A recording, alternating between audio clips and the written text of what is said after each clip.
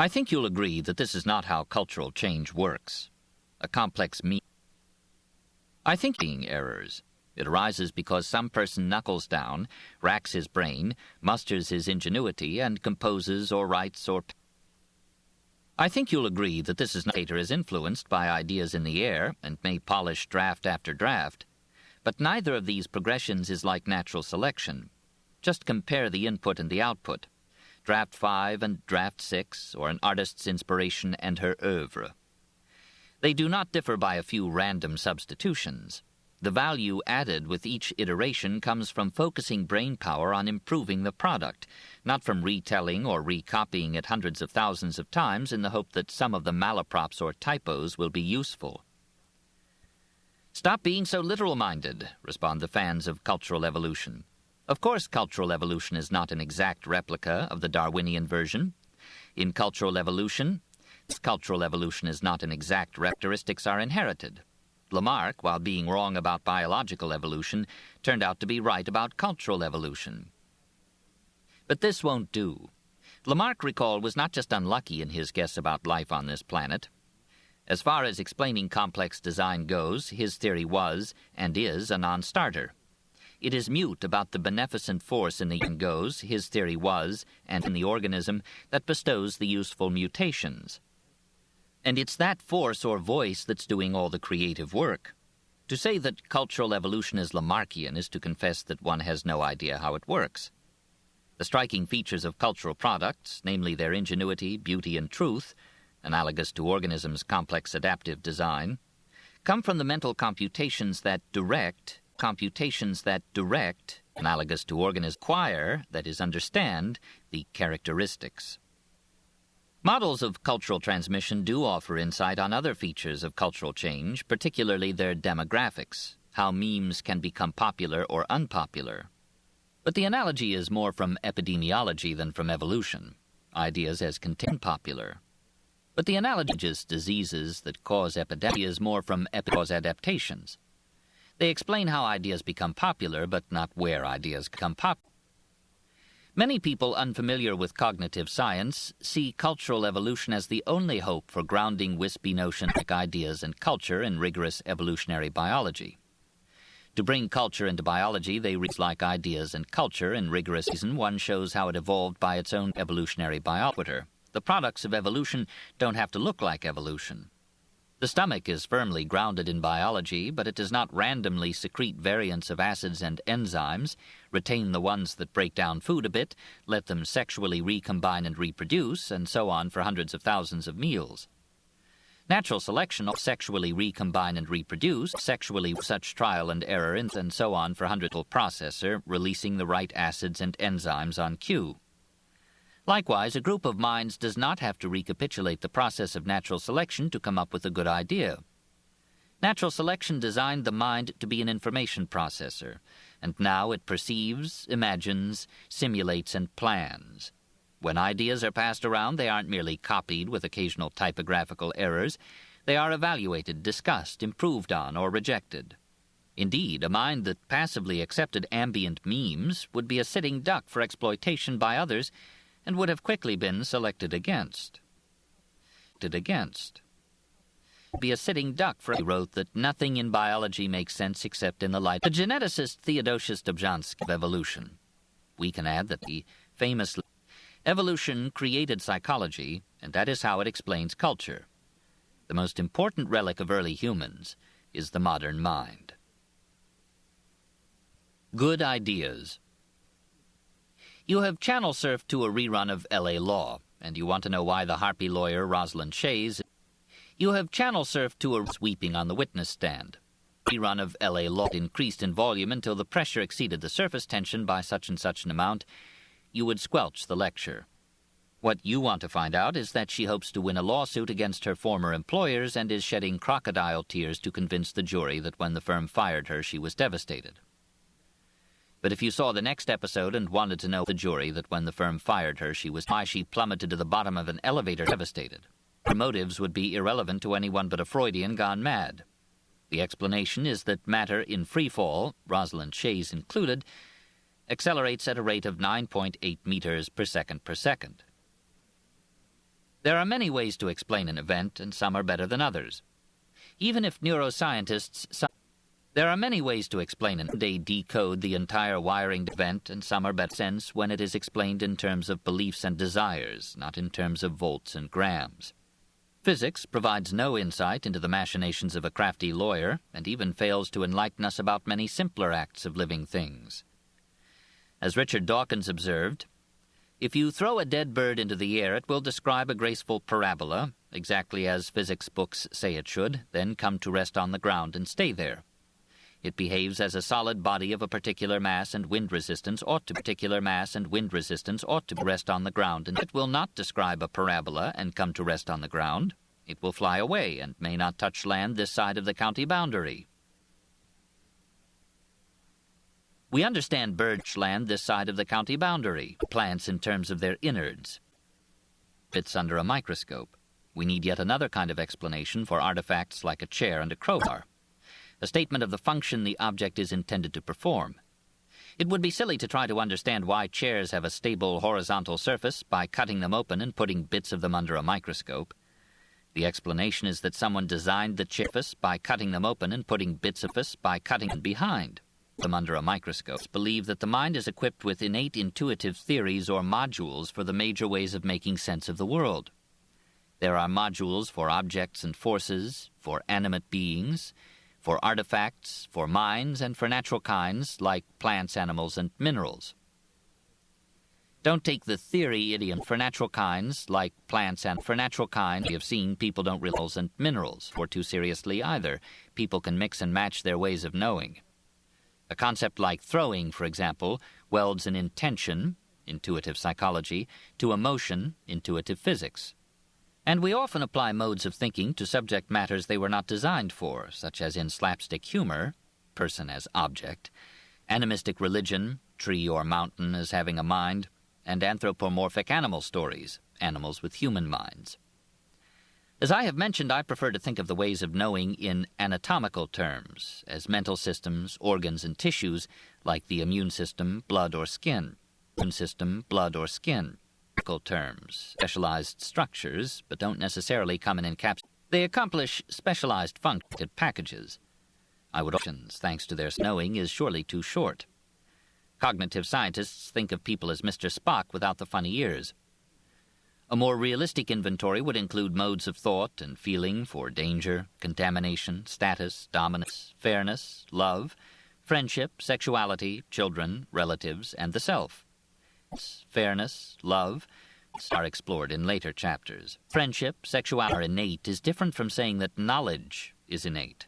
Obviously, we have to learn about frisbees, butterflies, and lawyers. Talking about innate modules is not meant to minimize learning, but to explain it. Learning involves more than recording experience. Learning requires couching the records of experience so that they generalize more than recording experience in useful ways. Learning requires this modern version of the blank slate as a paradigm of intelligence. When we watch lawyers in action, we draw conclusions about their goals and values, not their tongue and limb trajectories. Goals and values are one of the vocabularies in which we mentally couch our experiences. They cannot be built out of simpler concept vocabularies in which we mentally couch from our physical knowledge the way velocity or power can be built out of energy and time. They are primitive or irreducible, and higher-level concepts are defined in terms of them. To understand learning in other domains, we have to find their vocabularies too. Because a combinatorial system like a vocabulary can generate a vast number of combinations, one might wonder whether human thoughts can be generated by a single system, a general-purpose Esperanto of the mind. But even a very powerful combination, a general-purpose Esperanto of vast numbers, but it will never spell a sentence. A dedicated word processor can type Borges's infinite library of books with all combinations of characters, but it can never. Processor can type Borges's and add the numbers it spells out. Infinite library of with a little, but that little still includes distinct hardwired vocabularies for text, graphics, logic, and several kinds of numbers. When the computers are programmed into artificial intelligence reasoning systems, they have to be innately endowed with an understanding of the basic categories of the world. Objects which can't be in two places at once, endowed with an understanding of the basic category animals which live for a single intervals of the world. That is no less true of the human mind. Even a dozen innate mental vocabularies, a wild and crazy idea, according to critics, would be a small number with which to spell the entirety of human thought and feeling, from the meanings of the 500,000 words in the Oxford English Dictionary to the plots of Scheherazade, from the meanings of the 500 odds, 1,001 tale. 1,000 words in the material world, and one of the first things in life we must figure out is how objects bump into each other and fall down elevator shafts. Until recently, everyone thought that the infant's world was a kaleidoscope of sensations, a blooming, buzzing confusion, in William James's memorable words. Piaget claimed that infants were sensory-motor creatures, unaware that objects cohere and persist and that the world works by external laws rather than the infant's actions. Infants would be like the man in the famous limerick about Berkeley's idealist philosophy. There once was a man who said, God must think it exceeds Berkeley's idealist continues to be when there's no one about in the quad. Odd, if he finds that this tree concatenation, or that objects do not exist when you aren't looking at them, is not refutable by any observation. A baby could experience the blooming and buzzing all its life, unless it was equipped with a mental mechanism that interpreted the blooms and buzzes as the outward signs of persisting objects that follow mechanical laws. We should expect it and buzzes as the outward signs of infants to show some appreciation of physics. Persisting objects, full laboratory studies can tell us what it is like, rather, what it was like, to be a baby. Unfortunately, infants are difficult experimental subjects, worse than rats and sophomores. They can't easily be conditioned, and they don't talk. But an ingenious technique, refined by the psychologists, and they don't talk. Elizabeth Spelke and Renee But an are good at getting bored. When infants see the same old thing again and again, they signal their boredom by looking away. If a new thing appears, they perk up and stare. Now, old thing and new thing are in the mind of the beholder. By seeing what revives babies' interest and what prolongs their new thing are in the mind of the beholder. New thing are in the mind. Guess at what thing by how they categorize experience. It's especially informative when a screen first blocks part of the infant's view and then falls away, for we can try to tell what the babies are thinking about the invisible part of their world. If the baby's eyes are only momentarily attracted and then wander off, we can infer that the scene was in the baby's mind's eye all along. If the baby stares longer, we can infer that the scene came as a surprise. 3 to 4 month-old infants, baby stares longer, we can infer that the scene came as a surprise because their stereo vision, motion perception, visual attention, and acuity have just matured. The tests cannot by themselves establish what is and is not innate. 3-month-old matured. The tests were not born yesterday, so anything they cannot by themselves still have a lot of maturing to do, so anything they come to know later could emerge without learning, just as teeth and pubic hair do. But by telling us what babies know at what age, the findings narrow the options. Spelke and Philip Kelman wanted to see what infants treated as an object. Remember that it is not easy. Spelke and Philip Kelman wanted to see, even for an adult, to say what infants treat. A stretch of the visual field with a smooth silhouette, a stretch with a homogeneous color and texture, or a collection of patches with a common motion. Often these definitions pick out the same pieces, but when they don't, it is common motion that wins the day. When pieces move together, we see them as a single object. When pieces go, it's common motion that wins the day. It's common motion, we see them as separate objects. When pieces move, because bits of matter that are attached to one another usually move together. Bicycles and grapevines and snails may be jagged agglomerations of different materials, but if you pick up one end, the other end comes along for the ride. Kelman and Spelke bored babies with 2 sticks poking out from behind the top and bottom edges of a wide screen. The question was whether the babies would see the sticks as part of a single object. When the screen was removed, the babies saw either one long stick or 2 short ones with a gap between them. If the babies had visualized a single object, then seeing a single object would be a bore, and 2 object would be a bore, and 2. If the babies had thought of each piece as its own object, then seeing a single object would come as a surprise, and 2 a bore. if they had looked at one versus two objects without having seen anything beforehand. These baseline times were subtracted out. Infants might have been expected to see the two pieces as two pieces, or if they had mentally united them at all, to have used all the correlations among the features of an object as criteria. Smooth silted them at all, to have used all the silhouettes, common colors, common text relations among the features. Have an idea of objecthood early in life, and it is the core of the adult concept. Parts move together. When two sticks peeking out from behind the screen moved back and forth in tandem, babies saw them as a single object and were surprised if the raised screen revealed two. When they didn't move, babies did not object and were surprised if the raised expect them to be a single object. Each screen revealed. When a stick peeked out from behind the top edge and a red jagged polygon peeked out from behind the bottom edge, and they moved back and forth in tandem, babies expected them to be connected even though they had nothing in common but motion. The child is parent to the adult and other principles of intuitive physics.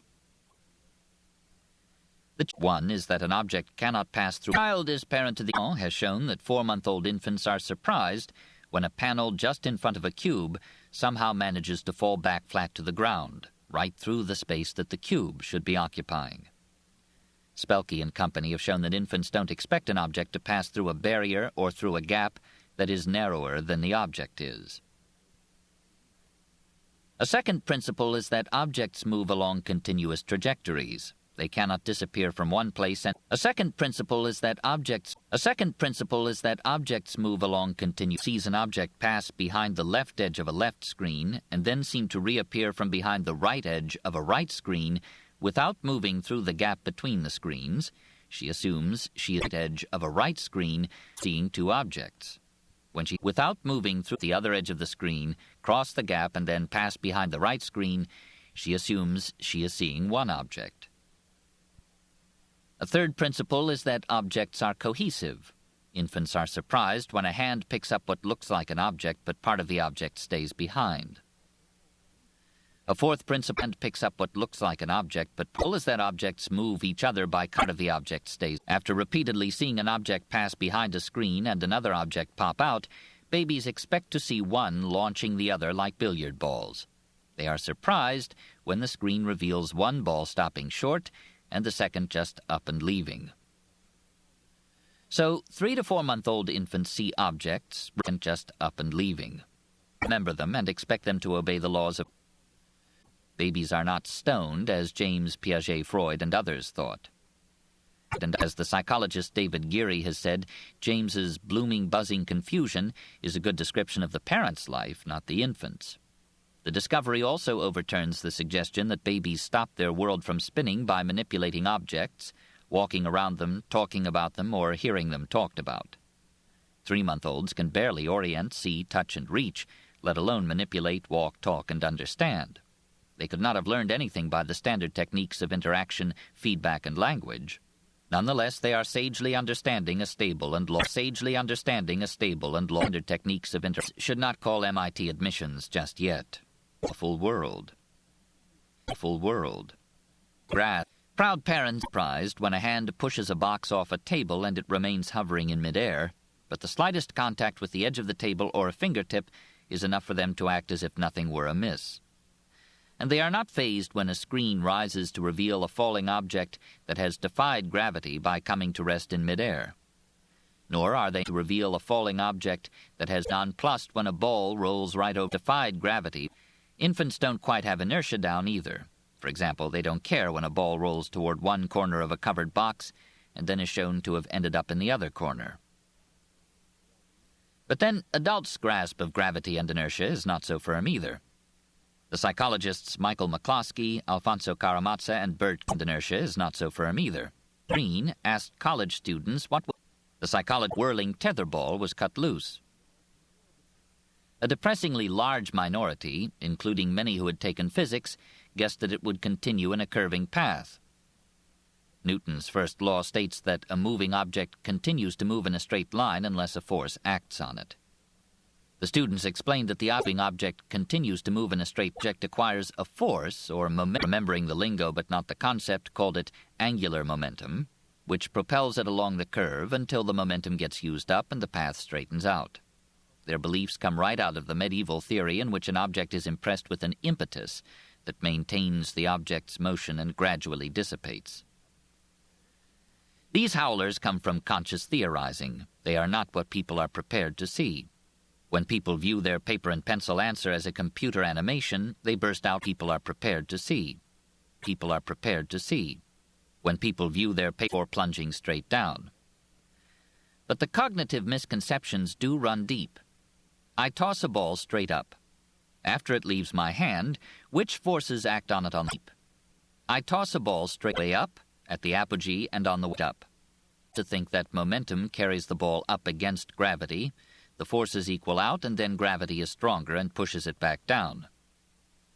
The correct answer is that gravity is the only force and that it applies the whole time. The linguist Leonard Talmy points out that the impetus theory infuses our language. The linguist Leonard, when we say the ball kept, Talmy points out the ball as having an inherent tendency toward rest. When we say the ridge kept the pencil on the table, we are imbuing the pencil with a tendency toward motion, not to mention flouting Newton's third law, action equals reaction, by imputing a greater force to the ridge. Talmy, like most cognitive scientists, believes action by imputing a greater force that the conceptions drive the language force to the ridge. When it comes to more complicated motions, even perception fails us.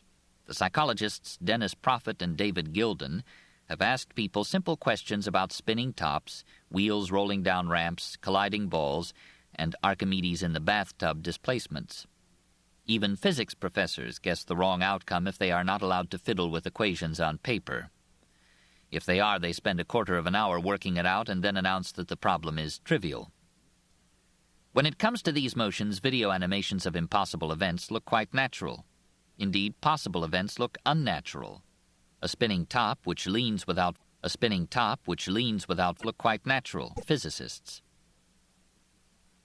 Falling is an object of wonder to all. It is not surprising to find that the of us, events of classical mechanics, are visible only in perfectly elastic point masses moving in vacuums on frictionless planes. In the real world, Newton's laws are masked by friction from the air, the ground, and the object's own molecules. With friction slowing everything that moves and keeping stationary objects in place, it's with friction natural to conceive of objects as having everything that moves. Historians of science have noted it would be hard to convince a medieval European struggling to free an ox cart from the mud that an object in motion continues at a constant speed along a straight line unless acted upon by an external force. Complicated motions like spinning tops and rolling wheels have a double disadvantage. They depend on complicated motions like evolutionarily unprecedented spinning tops and rolling governed by complex equations that relate many variables at once. Our perceptual system can handle only one at a time, even in the best of circumstances. Even the brainiest baby has a lot to learn. Children grow up in a world of sand, Velcro, glue, Nerf balls, rubbed balloons, dandy. Children grow up in a world of sand, lion seeds, boomerangs, objects suspended by near-invisible fishing line, and countless other objects whose idiosyncratic properties overwhelm the generic predictions of Newton's laws. The precociousness that infants show in the lab does not absolve them of learning about objects. It makes the learning possible. If children did not carve the world into objects, or if they were prepared to believe that objects could magically disappear and reappear anywhere, they would have no pegs on which to hang their discoveries. Objects could magically disappear and reappear anywhere. Intuitions captured in Aristotle's theory, the impetus theory, Newton's theory, or Wile E. Coyote's theory. An intuitive physics relevant to our middle-sized world has to refer to enduring matter and its theory. An intuitive awful motions, and in physics relevant to our... People everywhere are fine amateur biologists. They enjoy looking at animals and plants, classify them into groups that biologists recognize, predict their movements and life cycles, and use their juices as medicines, poisons, food additives, and recreational drugs. These talents, juices as medicines, poisons, have adapted us to the cognitive niche, food additive, though folk natural history may be a more apt term. People have certain intuitions about natural kinds. roughly the sorts of things found in a museum of natural history, such as animals, plants, and minerals, that they don't apply to artifacts, such as coffee pots, or to kinds stipulated direct, that they don't apply to artifacts, such as triangles, such as What is the definition of lion? You might say a large, ferocious cat that lives in Africa. But suppose you learned that a decade ago lions were hunted to extinction in Africa and survive only in American zoos. Suppose scientists discovered that lions weren't innately ferocious. They get that way in a dysfunctional family, but otherwise grow up like Bert Lahr in The Wizard of Oz. Suppose it turned out that they were not even cats. I had a teacher who insisted that lions really belonged in the dog family, and though she was wrong, she could have been right, just as whales turned out to be mammals, not fish. Mammals, not fish. Though she was wrong, probably feel that these gentle American dogs were still real. But if this thought experiment turned out to be lions, even if not be true, you don't have definitions. They are not even picked out by the picture of a lion in the dictionary next to the definition of the word. A lifelike mechanical lion wouldn't count as the real thing, and one can imagine breeding a striped lion that looked more like a tiger but would still count as a lion. Philosophers say that the meaning of a natural more like a tiger but would still kind term comes from an intuition count as a lion, another, and with the first examples dubbed with the term. People don't need to know what the essence is, just that there is one. Some people probably think that lionhood is in the blood. Others might mumble something about DNA. Still others would have no idea but would sense that lions all have it, whatever it is, and about DNA. Still others would pass it to their offspring. Have no idea but... Physicists tell us that gold is matter with atomic number 79, as good an essence as we can hope for. But if they had miscalculated and it turned out that gold was 78 and platinum 79, we would not think that the word gold now refers to platinum or experience much of a change in the way we think about gold. We would not think that the word gold now refers not. Compare these into coffee pots. Coffee pots are pots for making coffee. The possibility that all coffee pots have an essence, that scientists might someday discover it, or that we might have been wrong about coffee pots all along and that they are really pots for making tea, are worthy of Monty Python's Flying Circus. If the driving intuition behind folk physics is the continuous solid object, and the driving intuition behind animacy is an internal and renewed folk physics is the continuous solid object, and an essence. Folk biology is said to be essentialistic. The essence has something in common with the oomph that powers animals' motions, but it also is sensed as something in common with the oomph that powers like breathing and digestion. Of course, today we know that this élan vital is really just a tiny data tape and chemical factory inside every cell. Intuitions about essences can be found long ago and far away. Even before Darwin, the Linnean classification system used by long ago and far away. Even functional biologists was guided by before Darwin, but on underlying constitution. Peacocks and peahens were classified as the same animal, as were a caterpillar and the butterfly it turned into. Some similar animals, monarch and viceroy butterflies, mice and shrews, were put into different groups because of subtle differences in their internal structures. Mice and shrews, or embryonic forms, were put into living thing belonged to one species, every species belonged to one genus, and so on up through families, classes, orders, and phyla to the plant and animal kingdoms, all in one tree of life. Again, compare this system with the classification of artifacts, say the tapes in a video store. They can be arranged by genre, such as dramas and musicals, by period classics, by alphabetical order, by country of origin, or by various cross-class, by period classic musicals. There is no single correct tree of videotapes.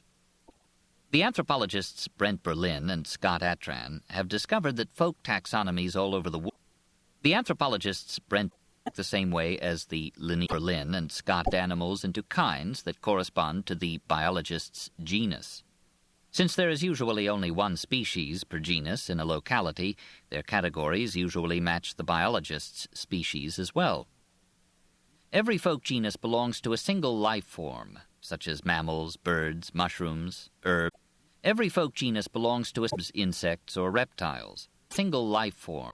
People override appearances when classifying living things. For example, they lump frogs and tadpoles. They use their classes to reason about how animals work, such as who can breed with whom. One of Darwin's best arguments for evolution was that it explained why living things are hierarchically grouped. The tree of life. Darwin's best arguments for evolution was that it is a family tree. The members explained because they are descendants of a common ancestor that passed it on. Species fall into groups within groups because they diverged from even earlier common ancestors. Embryonic and internal features are more sensible criteria than surface appearance because they better reflect degree of relatedness. Darwin had to fight his contemporaries' intuitive essentialism because, taken to an extreme, it implied that species could not change. A reptile has a reptilian essence and can no more evolve into a bird than the number 7 can evolve into an even number. As recently as the 1940s, the philosopher Mortimer Adler argued that just as there can be no 3.5-sided triangle, there can be nothing intermediate between an animal and a human. Just as there can be no 3.5-sided triangle, there's not ideal types, with members that vary. In the past, they could have shaded into in-between forms. Today, we have gone to the other extreme, and in modern academic life, essentialist is just about the worst thing you can call someone. In the sciences, essentialism is tantamount to creationism, just about the worst thing you can call someone. In the humanities, the label implies in that the sexes are not socially constructed, there are universal human emotions, a real world exists, and so on. And in the social sciences, essentialism has joined reductionism, determinism, and reification as a term of abuse hurled at anyone who tries to explain human thought and behavior rather than redescribe it. As a term of abuse hurled at anyone who... I think it is unfortunate that essentialism tries to explain human curiosity to find out what makes natural things work. Essentialism is behind the success of chemistry, physiology, and genetics, and even today biologists routinely embrace the essentialist heresy when they work on the Human Genome Project. But everyone has a different genome. Or open up Gray's Anatomy Project. But everyone's bodies vary. Has a different genome. The psychologists Frank Kyle, Susan Gelman, and Henry Wellman have taken the philosopher's thought experiments about natural kinds and given them to children. Doctors take a tiger, bleach its fur, and sew on a mane. Is it a lion or a tiger? 7-year-olds say it's still a tiger, but 5-year-olds say it's now a lion.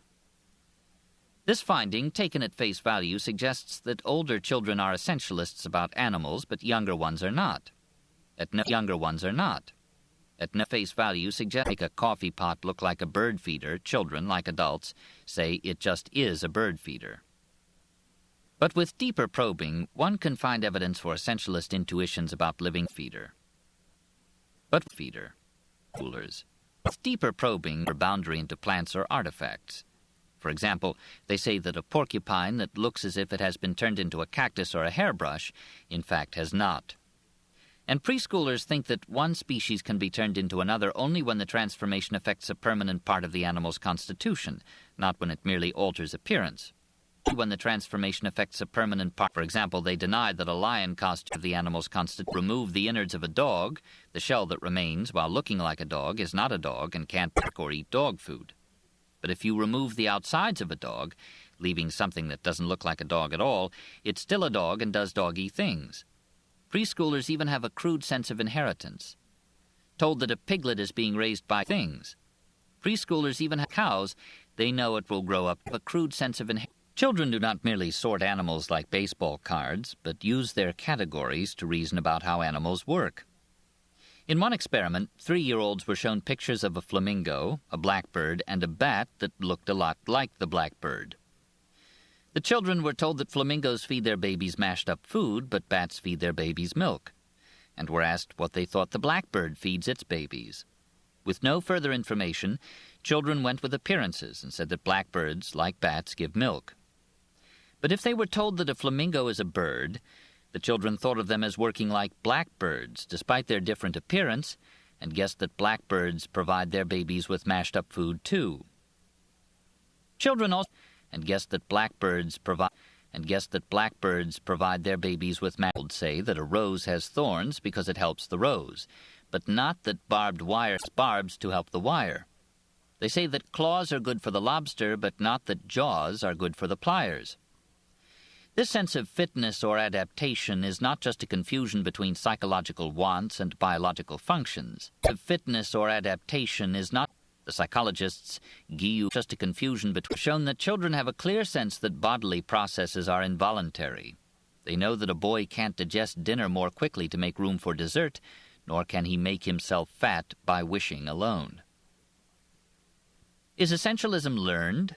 Biological processes are too slow and hidden to show to a bored baby. Is essentialism learned? But testing babies is only one biological process. Another is to measure the source of the experience itself. 3-year-olds haven't taken biology, and they have few opportunities to experiment with the innards or the heritability of animals. Whatever they have learned about essences has presumably come from their parents. Gelman and her students analyzed more than 4,000 sentences from their parents. Mothers talking to their children about animals. They never talked about innards, origins, or essences, and the few times they did, it was about the innards of artifacts. Children are essentialists without their parents' help. Artifacts come with being human. We make tools, and as we evolved, our tools made us. 1-year-old babies are fascinated by what objects can do for them. They tinker obsessively with sticks for pushing, cloth and strings for pulling, and supports for holding things up. With sticks for... Children show an understanding that tools have to contact their material, and that a tool's rigidity and shape are more important than its color or ornamentation. Some patients with brain tools' rigidity and shape are more important cannot name natural object in its color, or suggesting that artifacts and natural kinds might even be stored in different ways in the brain. What is an artifact? An artifact is an object suitable for attaining some end that a person intends to be used for attaining that end. The mixture of mechanics and psychology makes artifacts a strange category, attaining that end. The mixing that artifacts can't be defined by the mixture of mechanics and by what someone somewhere wants them to do. A store in my neighborhood sells nothing but chairs, but its inventory is as varied as a department store's. It has stools, high-backed dining chairs, recliners, bean bags, elastics and wires stretched over frames, hammocks, wooden cubes, plastic S's, elastics and wires stretched, and foam rubber cylinders stretched over frames. Up. A stump or an elephant's foot can become a chair if someone decides to use it as one. Probably somewhere in the forests of the world there is a knot of branches that uncannily resembles a chair. But like the proverbial falling tree that makes no sound, it is not a chair until someone decides to treat it as one. Kyle's young subjects, who happily let coffee pots turn into bird feeders, get the idea. An extraterrestrial physicist or geometer, unless it had our psychology, would be baffled by some of the things we think exist in the world when these things are artifacts. Chomsky points out that we can say that the book John is writing will weigh 5 pounds when it is published. The book is both a stream of ideas in John's head and an object with mass. We talk about a house burning down to is both a stream house. Consider what kind of object a city must be, given that we can say London is so unhappy, ugly, and polluted that it should be destroyed and rebuilt 100 miles away. When Atran claimed that folk biology mirrors professional biology, he was criticized because folk categories like Atran claimed that folk biology, vegetable, and pet match no mirrors professional implies that they are artifacts. Not only are they defined by the needs they serve, savory succulent food, tractable companions, but they are quite literally human products. Millennia of selective breeding have created corn out of a grass and carrots out of a root. One has only to imagine packs of French poodle created corn out of a grass and created primeval forests out of a root. Daniel Dennett proposes that the mind adopts a design when dealing with artifacts, complementing its physical stance for objects like rocks and its intentional stance for minds. In the design stance, one imputes an intention to a real or hypothetical designer. So, in the design stance, to accomplishing and imputes an intention to, Dennett writes, There can be little doubt what an axe is or what a telephone is for. We hardly need to consult Alexander Graham Bell's biography for clues about what he had in mind. Others are notoriously open to rival interpretations, like paintings and sculpture, which are sometimes designed to have an inscrutable design. Still others, like Stonehenge or an assembly of gears found in a shipwreck, probably have a function, though we don't know what it is. Artifacts, because they depend on human shipwreck, just as if they were works of art, an activity Dennett calls artifact hermeneutics. And now we come to the mind's way of knowing other minds. Now we come to understand the simplest human actions. The psychologist Simon Baron-Cohen makes the psychologist story. Mary walked into the bedroom, walked around, and walked out. How do you explain it? Maybe you'd say that Mary wanted to find and thought it was in the bedroom. Maybe you'd say Mary heard something in the bedroom and wanted to know, looking for something she wanted to find and thought was in the bedroom. Really intended to go downstairs. But you certainly would not say that Mary just does this every day at this time. She just walks into the bedroom, walks around, and walks out again. It would be unnatural to explain human behavior in the physicist's language of time, distance, and mass, and it would also be wrong. Human behavior in the physicist's. If you came back tomorrow to test language of time, our minds explain other people's behavior by their beliefs and desires because other people's behavior is in fact caused by their beliefs and desires. The behaviorists were wrong, and everyone intuitively knows it. Men's are invisible and weightless. Philosophers define them as a relation between a person and a proposition. The relation is an attitude like believes that, desires that, hopes that, pretends that. The proposition is the content of the belief, something very roughly like the meaning of a sentence. For example, Mary finds the keys, or the keys are in the bedroom. The content of a belief lives in a different realm from the facts of the world. There are unicorns grazing in Cambridge Common is false, but common is false, but the facts of the world could very well be true. To ascribe a belief to someone, we can't just think a thought in the ordinary way, or we wouldn't be able to learn that John believes in unicorns without believing in them ourselves. We have to take a thought, set it aside in mental quotation marks, and think, that is what John thinks, or wants, or hopes for, or guesses. Mental quotation marks, and think, that is what John... Mary knows that John thinks that there are unicorns. These onion thoughts need a special computational architecture, and when we communicate them to others, the recursive grammar proposed by Chomsky and explained in The Language Instinct. Chomsky and explained in The Language Side 6.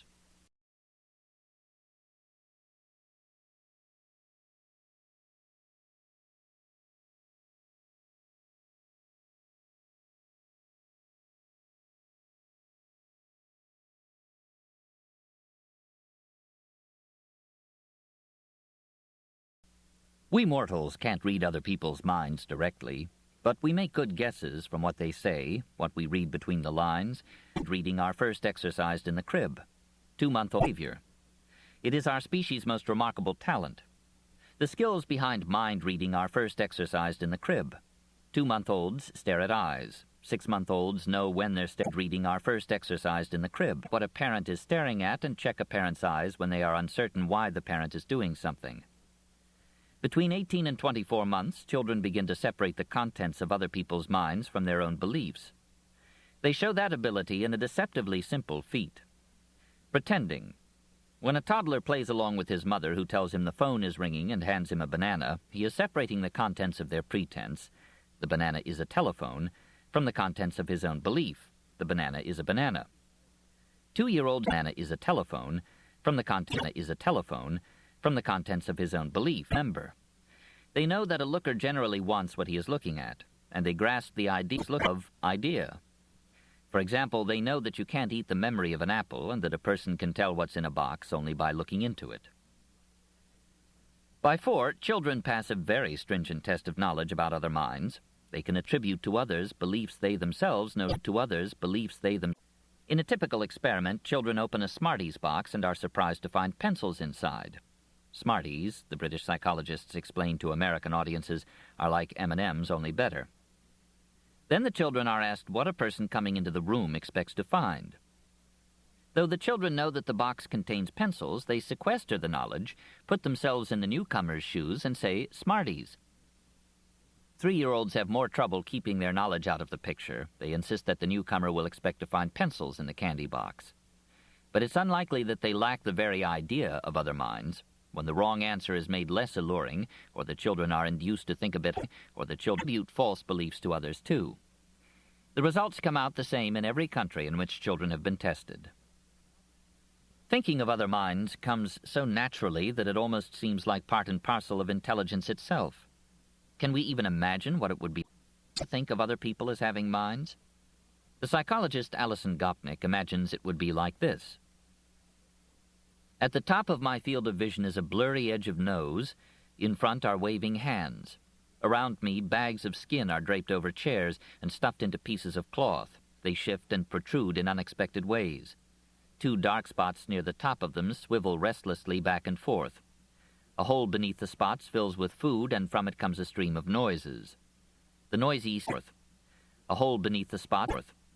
A hole beneath the spots fills with food, and Baron Cohen, Alan Leslie, and Uta Frith have proposed that there really are Frith who think like this.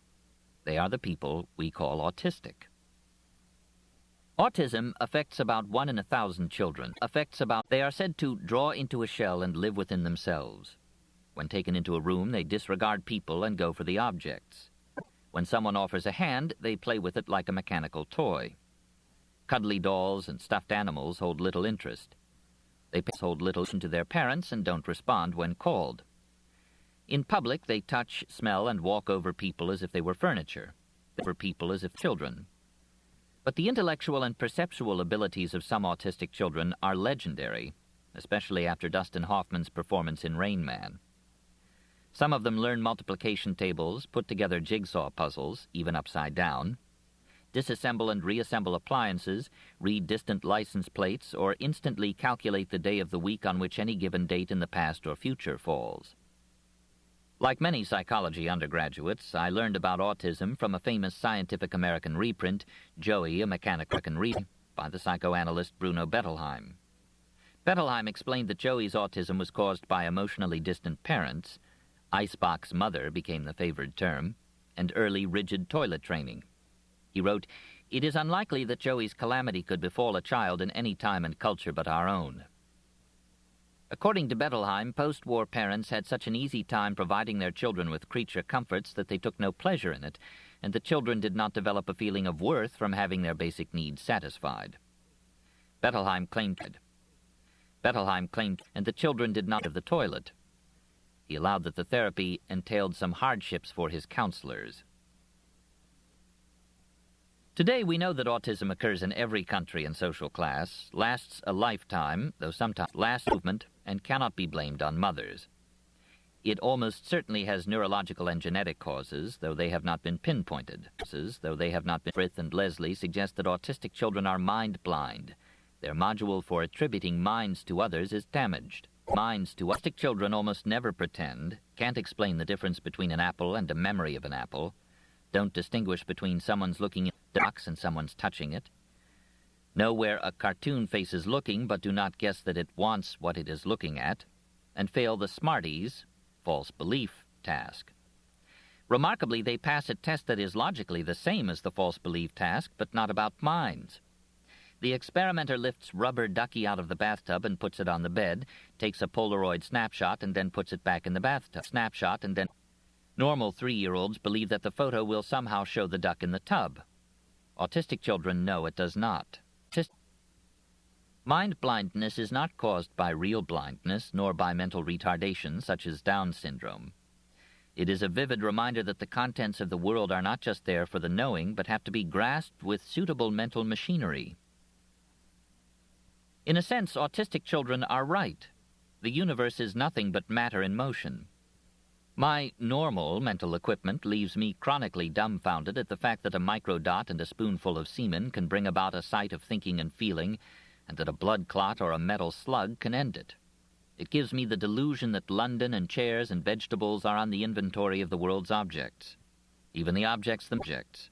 The delusion that London once wrote, everything you've learned as obvious becomes less and less obvious as you begin to study less and less obvious. For example, there are no solids in the universe. There's not even a suggestion of a solid. There are no absolute continuums. There are no there are no straight lines. In another sense, of course, the world does have surfaces and chairs and rabbits and mind. Vortices of matter and energy that obey their own laws and ripple through the sector of space-time in which we spend our days. They are not social constructions, nor the bits of undigested beef that Scrooge blamed for his vision of Marley's ghost. To find them, they might as well not exist at all. As the psychologist George Miller has put it, the crowning intellectual accomplishment of the brain is the real world. All the fundamental aspects of the real world of our experience are adaptive interpretations of the really real world of physics. Other primates may not think about stories, inheritances, meetings, and traffic lights, but think about rocks, sticks, and burrows. Evolutionary change often works by copying body parts and tinkering with the copy. For example, insects' mouth parts are modified legs. A similar process may have given us our language of thought. Suppose ancestral circuits for reasoning about space and force were copied, the copy's connections to the eyes and muscles were severed, and references to the physical world were bleached out. The circuits could serve as a scaffolding whose slots are filled with symbols for more abstract concerns like states, possessions, ideas, and desires. The circuits would retain their computational abilities, continue to reckon about entities being in one state at a time, shifting in one state at a time, would retain their competence. When the new abstract domain has a logical structure that mirrors perfect light has one color at a time but flips between them, contested social interactions are determined by the stronger of two wills. The old circuits can do useful inferential work. They divulge their ancestry as space and force simulators by the metaphors they invite, a kind of vestigial cognitive organ. Are there any reasons to believe that this is how a few. Chimpanzees, and presumably their common ancestor with our species, are curious manipulators. To use symbols or gestures, they can make them stand for the event of going to a place or putting an object in a location. David Premack has shown that chimpanzees can isolate causes. Given a pair of before and after pictures, like an apple and a pair of apple halves, or a scribbled sheet of paper next to a clean one, they pick out the object that wreaked the change. A knife in the first case and an eraser in the second. So not only do chimpanzees maneuver in the physical world, but they have freestanding thoughts about it. Perhaps the circuitry behind those thoughts was co-opted in our lineage for more abstract kinds of causation. How do we know that the minds of living human beings really appreciate the parallels between, say, social and physical pressure, or between space and time? How do we know that people aren't just using dead metaphors uncomprehendingly, as when we talk of breakfast without thinking of it as breaking a fast? For one thing, space and force metaphors have been reinvented time and again in dozens of language families across the globe. Even more suggestive evidence comes from my own main field of research, child language acquisition. The psychologist Melissa Bowerman discovered that the main field of research in which space and motion symbolize possession, circumstance, time, and causation. You put me just bread and butter. Mother takes ball away from boy and puts it to girl. I'm taking these cracks bigger, while shelling a peanut. I'm putting part of the sleeve blue, so I crossed it out with red. Can I have any reading behind the dinner? Today we'll be packing because tomorrow there won't be enough space to pack. Bring Saturday and Sunday, so I can't have Saturday and Sunday if I don't go through Friday. My dolly is scrunched not from me. They had to stop from a red light. The children could not have inherited. The two earlier speakers, the equation of space with abstract ideas has come naturally to them. Space and force are so basic to language that they are hardly metaphors at all, at least not in the sense of the literary devices used in poetry and prose. used in poetry is no way to talk about possession, circumstance, and time in ordinary conversation without using words like going, keeping, working at. And the words don't trigger the sense of incongruity that drives a genuine literary metaphor. We all know when we are faced with a figure of speech. As Jackendorf points out, it's natural to say, of course the world isn't really a stage, but if it were, you might say that infancy is the first act. But it would be bizarre to say, of course meetings aren't really points in motion, but if they were, you might say that this one went from 3 o'clock to 4 o'clock. Models of space and force don't act like figures of speech intended to convey new insights I suspect that parts of our mental equipment for time, animate beings, minds, and so are copied and modified in the course of our evolution from the module for intuitive physics that we partly share with chimpanzees. Metaphors can be built out of metaphors, and we continue to borrow from concrete thoughts when we stretch our ideas and words to encompass new domains. Somewhere between the basic constructions for space and time in English and the glories of Shakespeare, there is a vast inventory. There is words that express the bulk of our experience. George Lakoff and the linguist Mark Johnson have assembled a list of the metaphors and have by mental equations that embrace dozens of expressions. Argument is war. Your claims are indefensible. He attacked every weak point in my argument. Her criticisms were right on. I've never won an argument with him. Virtue is up. He is high-minded. She is an upstanding citizen. That was a low trick. Don't be underhanded. I wouldn't stoop to that. It is beneath me. Love is a patient. This is a sick relationship. They have a healthy marriage. This marriage is dead. It can't be revived. It's a tired affair. Ideas are food. What he said left a bad taste in my mouth. All this paper has are half-baked ideas and warmed-over theories. I can't swallow that claim. That's food for thought. Once you begin to notice this pedestrian poetry, you find it everywhere. Ideas are not only food, but buildings, people, plants, products, commodities, but everywhere. Ideas are not everywhere. Ideas are not only food, but buildings. Visual field is a container, self-esteem is a brittle object, time is money, life is a game of chance. Hotheads. The Romantic movement, philosophy, literature, and art began about 200 years ago, and since then the emotions and the intellect have been assigned to different realms. The emotions come from nature and live in the body. They are hot, irrational impulses and intuitions which follow the imperatives of visions, the intellect comes from civilization and lives in the mind. It is a cool deliberator that follows the interests of keeping the emotions in check. Romantics believe that the emotions are the source of wisdom, innocence, authenticity, and creativity, and should not be repressed by individuals or society. Often, romantics acknowledge a dark side, the price we must pay for artistic greatness.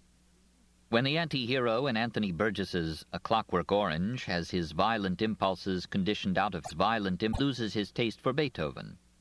Romanticism dominates contemporary American popular culture, as in the Dionysian cultus of rock music, the pop psychology imperative to get in touch with your feelings, and the Hollywood formulas about wise simpletons and about uptight yuppies taking a walk on the wild side. Most scientists tacitly accept the premises of Romanticism even when they disagree with its morals. The irrational emotions and the repressing intellect keep reappearing in scientific guises. The id and the superego, biological drives and cultural norms, the right hemisphere and the left hemisphere, the limbic system, biological, our animal ancestors, and the general intelligence that propelled us to civilization. In this chapter, I present a distinctly unromantic theory of the emotions. It combines the computational theory of mind, that the lifeblood of the psyche is information rather than energy, with the modern theory of evolution, which calls for reverse engineering, complex design of biological systems. I will show that the emotions are adaptions, well-engineered software modules that work in harmony with the intellect and are indispensable to the functioning of the whole mind. The problem with the emotions is not that they are untamed force. Emotions is vestiges of our animal past. It is that they were designed to propagate copies of the genes that built them, rather than to promote happiness, wisdom, or moral values. We often call an act emotional when it is harmful to the social group, damaging to the actor's happiness in the long run, uncontrollable and impervious to persuasion, or a product of self-delusion. Sad to say, these outcomes are exceptions, but precisely what we would expect from well-engineered emotions.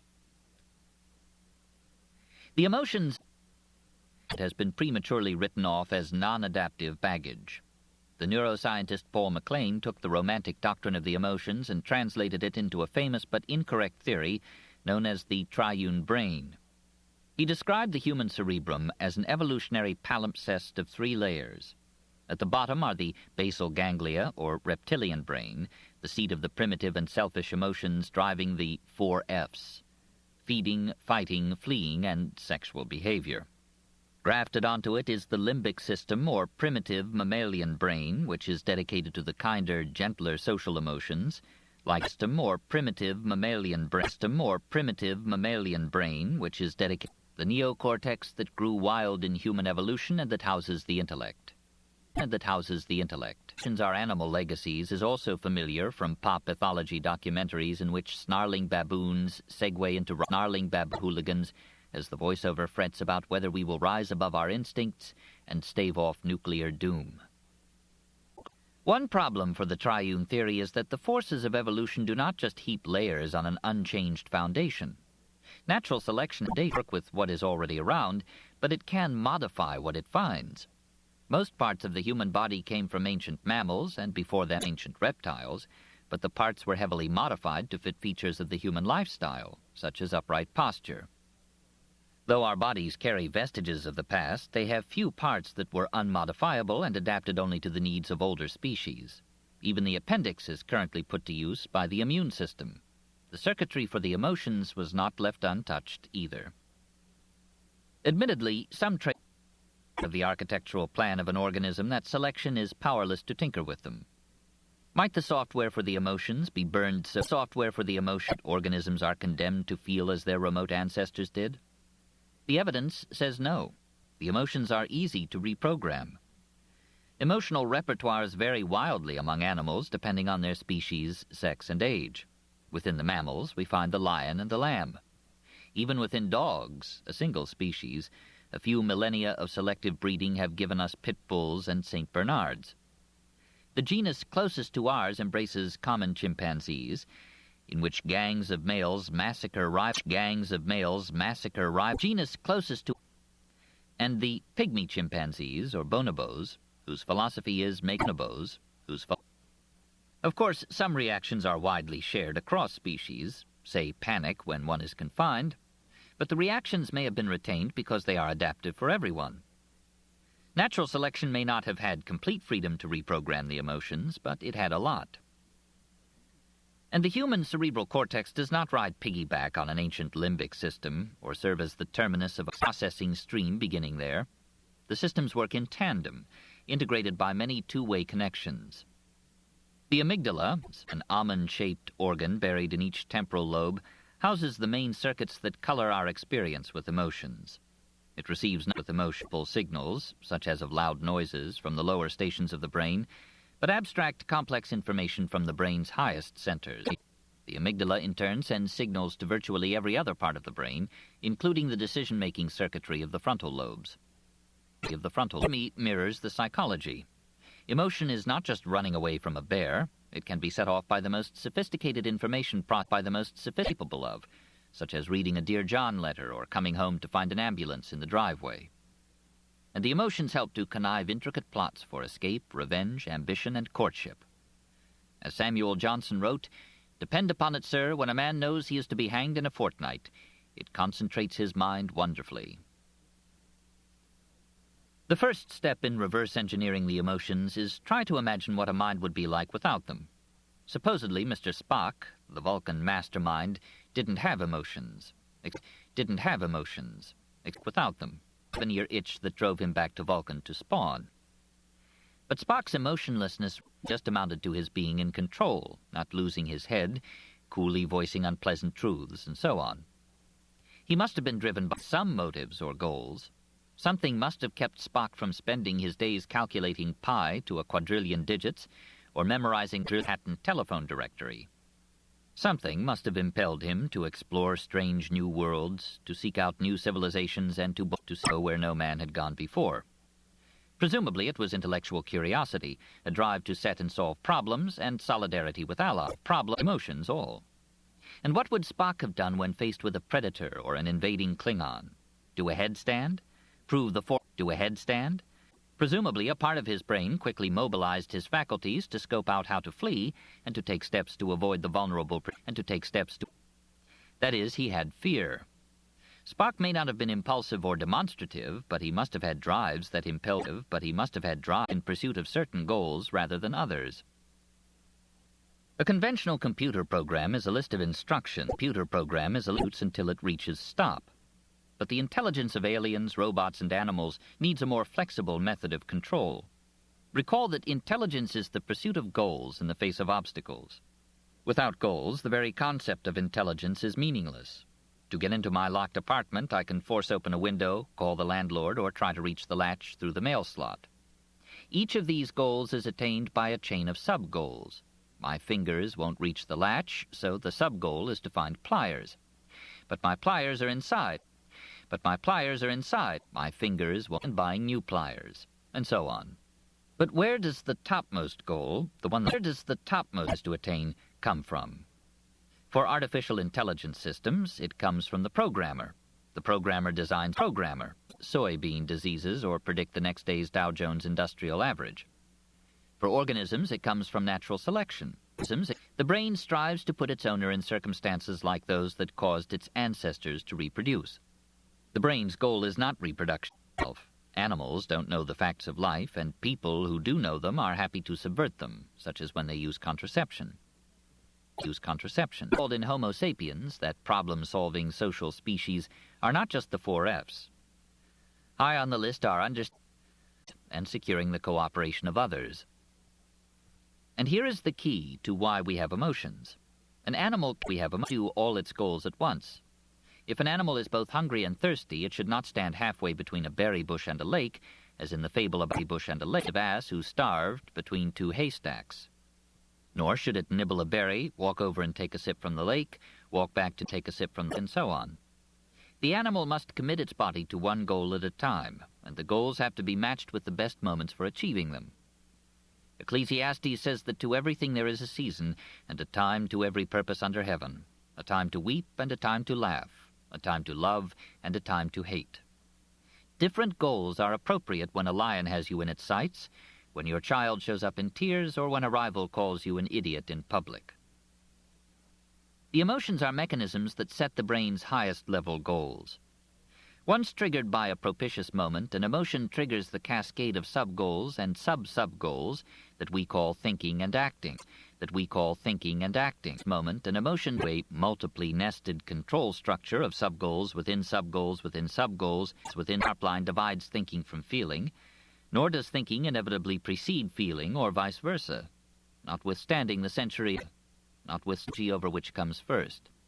For example, fear is triggered by a signal of impending harm, like a predator, a cliff top, or a spoken threat. It lights up the short-term goal of fleeing, subduing, or deflecting the danger, and gives the goal high priority, which gives experience as a sense of urgency. It also lights up the longer-term goals of avoiding the hazard in the future and remembering how we got out of it this time, we experience as relief. Most artificial intelligence researchers believe that freely behaving robots, as opposed to the ones bolted to the side of an assembly line, will have to be programmed with something like emotions merely for them to know at every moment what to do next. Fear also presses a button that readies the body for action, the so-called fight-or-flight response. The nickname is misleading because the response prepares us for any time-sensitive action, such as grabbing a baby who is crawling toward the top of a stairwell. The heart thump is rerouted from the gut and skin, leaving butterflies and clamminess. Rapid breathing takes in oxygen. Adrenaline releases fuel from the liver and helps the blood to clot, and it gives our face that universal deer-in-the-headlights look. Each human emotion mobilizes the mind and body to meet one of the challenges of living and reproducing in the cognitive niche. Some challenges are posed by physical things, and the emotions that deal with them, like disgust, fear, and appreciation of natural beauty, work in straight and the emotions that... The problem in dealing with people is that people can deal back. The emotions that evolve back. People's emotions, like anger, gratitude, shame, and romantic love, are played on a complicated chessboard, and they spawn the complicated chess intrigue that misleads the romantic. The expression, "a fish out of water," reminds us that every animal is adapted to a habitat. Humans are no exception. We tend to think that animals just go where they belong, like heat-seeking missiles, but the animals must experience these drives as emotions not unlike ours. Some places are inviting, calming, or beautiful. Others are depressing or scary.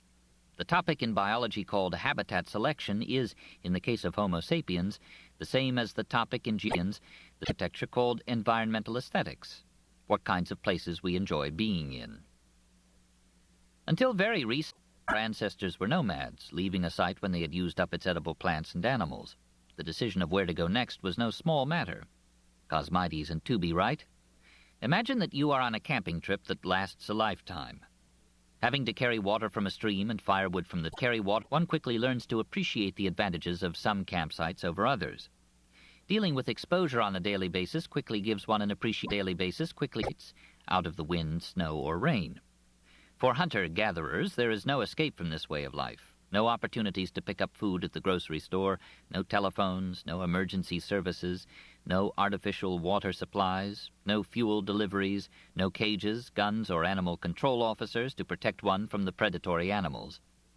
In these circumstances, one's life depends on the operation of mechanisms that cause one to prefer habitats that provide sufficient food, water, shelter, information, and safety to support human life. And to prefer habitat. Homo sapiens is adapted to two habitats. Savanna, in which most of our evolution took place. For an omnivore like our ancestors, the savanna is a hospitable place, as the savanna with other ecosystems. Deserts have little biomass because they have little water. Temperate forests lock her. Rainforests, or as they used to be called jungles, place it high in the canopy, relegating omnivores on the ground, relegating others who gather the bits that fall from above. But the savanna, grasslands dotted with clumps of trees, is rich in biomass of flesh of large animals, because grass replenishes itself quickly when grazed. And most of the biomass is conveniently placed from the ground. Savannas also offer expansive views, so predators, water, and paths can be spotted from afar. Trees provide shade and an escape from carnivores. Our second choice habitat is the rest of the world. Our ancestors wandered into almost every nook and cranny of the planet. Some were pioneers who left the savanna, and then other areas in turn, as the population expanded or the climate changed. Others were refugees in search of safety. Foraging tribes can't stand one another. They frequently raid neighboring territories and kill any stranger who blunders into theirs. We could afford this wanderlust because of our intellect. People explore a new landscape and draw up a mental resource map, rich in details about water, plants, animals, roots, and shelter. And if they can, they make their new homeland into a savanna. Native Americans and Australian Aborigines used to burn huge swaths. New homeland in grasses. The ersatz savanna attracted grazing animals which were eaten and exposed visitors before they got too close. The biologist George Orions, an expert on the behavioral ecology of birds, recently turned his eye to the behavioral ecology of humans. With Judith Heerwagen, Stephen Kaplan, Rachel Kaplan, and others, he argues that our sense of natural beauty is the mechanism that drove our ancestors into suitable habitats. We innately find landscape that is easy to explore and remember, and that we have lived in long enough to know its ins and outs. In experiments on human habitat preference, American children and adults are shown slides of landscapes and asked how much they would like to visit or live in them. The children prefer savannas, even though they have never been to one. The adults like the savannas too, but they like the deciduous and coniferous forests, which resemble much of the habitable United States, just as much. No one likes the deserts and the rainforests. and the rainforest, that the children are revealing our species' default habitat preference, and the adults supplement it with the land with which they have grown familiar with. Of course, people do not have a mystical longing for ancient homelands. They are merely pleased by the landscape features they are as tend to have. Orions and Heerwagen surveyed the professional wisdom of gardeners, photographers, and painters to learn what kinds of landscapes people find beautiful. They treated it as a second kind of data on human tastes in habitats, supplementing the experiments on people's reactions to slides. The landscapes thought to be the loveliest, they found, are dead ringers for an optimal savanna. Semi-open space, neither completely exposed, which leaves one vulnerable, nor overgrown, which impedes vision and movement. Even ground cover, view leaves one vulnerable, changes in elevation, and multiple paths leading out. The geographer J. captured what makes a landscape appealing: prospect and refuge, or seeing without being seen. The combination without being seen, land safely. The land itself must be legible too. Anyone who has lost a trail in a dense forest, anyone who has lost a trail, dunes or snowdrifts in all directions, knows the terror of an environment lacking a frame of reference. A landscape is just a very big object, and we recognize complex objects by locating their parts in a reference frame belonging to the object. The reference frames are big landmarks, like trees, rocks, and ponds, and long paths or boundaries, like rivers and mountain ranges. A vista without these guideposts is unsettling. Kaplan and Kaplan found another key to natural beauty, which they call mystery. Natural beauty: paths bending around hills, meandering streams, gaps in foliage, undulating land, and partly blocked views grab our interest by hinting that the land may have important features that could be discovered by further exploration. People also love to look at animals and plants. People also flowers. If you are reading this book at home or in other pleasant but artificial surroundings, chances are you can look up and find animal, plant, or flower motifs in the decorations. Our fascination with animals is obvious. We eat them, they eat us. But our love of flowers, which we don't eat except in salads in overpriced restaurants, needs an explanation. People are intuitive botanists, and a flower is a rich source of data. Plants blend into a sea of green and often can be identified only by their flowers. Flowers are harbingers of growth. Flowers are harbingers of growth into a sea of green creatures smart enough to remember them. Some natural happenings, like sunsets, thunder, gathering clouds, and fire. Orions and Heerwagen note that they tell of an imminent and constant change. Darkness, a storm, a blaze. The emotions evoked are arresting, forcing one to stop and prepare for what's to come. Environmental aesthetics is a major factor in our lives. Mood depends on surroundings. Think of being in a bus terminal waiting room or a lakeside cottage. People's biggest purchase is their home. People's biggest pools of home buying, location, and location, pertain, apart from nearness to amenities, to grassland, trees, bodies of water, and prospect, views. The value of the house itself depends on its refuge, cozy spaces, and mystery, nooks, bends, windows, multiple levels. And people in the unlikeliest of ecosystems strive for a patch of savanna to call their own. In New England, any land that is left alone quickly turns into a scruffy, deciduous forest. During my forest, every weekend, my fellow burghers and I would drag out our lawn mowers, leaf blowers, weed whackers, limb loppers, branch prune, limb loppers, chippers, hedge clippers, and wood chippers in a Sisyphean effort to hold the forest at bay. Here in Santa Barbara, the land wants to be an arid chaparral, but decades ago the city fathers dammed wilderness creeks and tunneled through mountains to bring water to thirsty lawns. During a recent drought, homeowners were so desperate for verdant vistas that they sprayed their dusty yards with green paint. Language lovers know that there's a word for every fear. Are you afraid of wine? Then you have enophobia. Wine? Then you have enophobia. Language lovers know you suffer from siderodromophobia. Having misgivings about your mother-in-law is mischitherophobia, and being petrified of peanut butter sticking to the roof of your mouth is arachibutyrophobia. Franklin Delano Roosevelt's affliction, the fear of fear itself, or phobophobia. But just as not having a word for an emotion doesn't mean that it doesn't exist, having a word for an emotion doesn't mean that it does exist. Word watchers, Wordpedalians love a challenge. Their idea of a good time is to find the shortest word that contains all the vowels in alphabetical order, or to write a novel without the letter E. Yet another joy of Lex is finding names for hypothetical fears. That is where these improbable phobias come from. Real people do not tremble at the referent of every euphonious Greek or Latin root. Fears and phobias fall into a short and universal list. Snakes and spiders are always scary. They are the most common objects of fear and loathing in studies of college students' phobias, and have been so for a long time in our evolutionary history. D.O. Hebb found that chimpanzees born in captivity scream in terror when they first see a snake, and the primatologist Mark Hauser found that his laboratory-bred cotton-top tamarins, a South American monkey, screamed out alarm calls when they saw a piece of plastic tubing on the floor. The reaction of foraging peoples is succinctly put by Irvin DeVore. Hunter-gatherers will not suffer a snake to live. In cultures that revere snakes, people still treat them with great wariness. Even Indiana Jones was afraid of them. Indiana Jones was afraid of them. Cultures that revere snakes, storms, large carnivores, darkness, blood, strangers, confinement, deep water, social scrutiny, and leaving home alone. The common thread is obvious. These are the situations that put our evolutionary ancestors in danger. Spiders and snakes are often venomous, especially in Africa, and most of the others are obvious hazards to a forager's health, or in the case of foragers' health, status. Fear is the emotion that motivated our ancestors to cope with the dangers they were likely to face. There is probably several emotions.